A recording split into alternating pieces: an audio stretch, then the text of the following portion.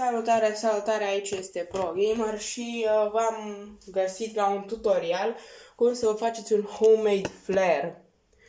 Pentru ingrediente ne va trebui un cilindru de hârtie cu niște scoci pe aici, legat mai pe aici, protecție pentru mână. Acum, aici va trebui să luați niște folie ca o hârtie A4. Mă rog, asta este făcută dintr-o hârtie A4 tăiată în două și scoci.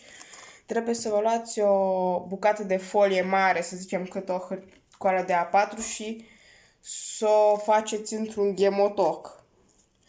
Acum, stați așa, trebuie să...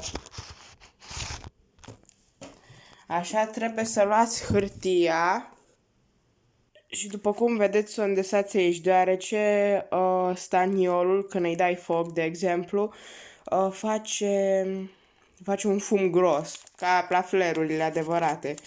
Mă rog, o să fac și un alt episod în care să luați un pistol nerf sau ceva și să trageți cu un flare, dar mă rog, asta e next level. Și acum ce trebuie să facem noi? Să luați un scoci, după cum vedeți, și să-l întindeți foarte mult, cam așa să fie, comparat cu un chibrit normal, și să luați chibrite, și să le înșirați pe scoci. O să vă arăt imediat.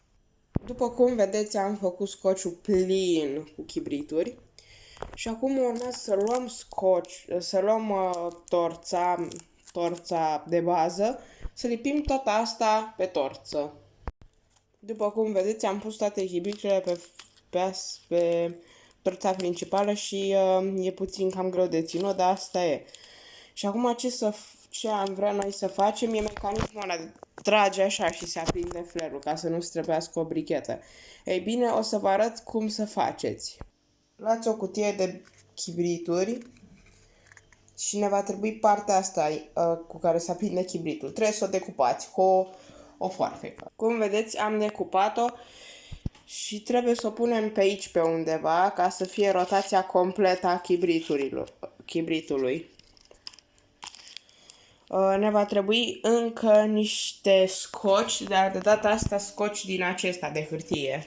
Trebuie să luați asta, o lipiți, faceți scociul mai așa, ca să-i dau un aspect mai bun, și îl lipiți oriunde. Dar skepsisul este să pui aici, să-l pui pe mai multe chibrituri, ca să se aprinde deodată. Și acum, cum să facem? Să tragem de chestia asta? Nu, va trebui să adăugăm un mâner. Și acesta se face ușor. Trebuie să luați restul cutiei de chibrit, decupați o hârtie, îndoiți-o mai așa, din nou luați scoci de hârtie, din scociul de hârtie tăiați niște bucățele de astea așa, mai puțin mai mici, lipiți-le cam așa. Și uite, așa v-ați făcut un homemade flare. Și ca să fac doar o mică demonstrație, Doamne ferește, nu-i dau foc prin casă sau ceva, cam așa ar trebui să arate. Și cu chestia asta, eu pui așa mai sus când vrei să-l aprinzi și îl pui pe mai multe chibrite și freci odată foarte tare să se aprindă toate chibritele de acolo. Și cam funcționează cam așa. După ce s-au aprins multe chibrituri, a început hârtia să ia foc și ajunge la folia de aluminiu. Folia de aluminiu, știți că face un fum mai gros, face un fum foarte gros. Se aprinde și așa și ai fum. Deci, homemade flare. Foarte bun și util. Următorul episod o să vă arăt cum să faceți un flare. Cum să faceți un fel de flare, numai că cu un pistol nerf sau un pistol să trageți în sus. Dar ăsta a fost flare-ul doar de ținut în mână. Adică să nu credeți că e așa ceva mai fancy, dar vă va ajuta dacă sunteți într-o excursie și v-ați pierdut. Ăsta a fost ProGamer și v-am lăsat. Ne vedem pe data viitoare.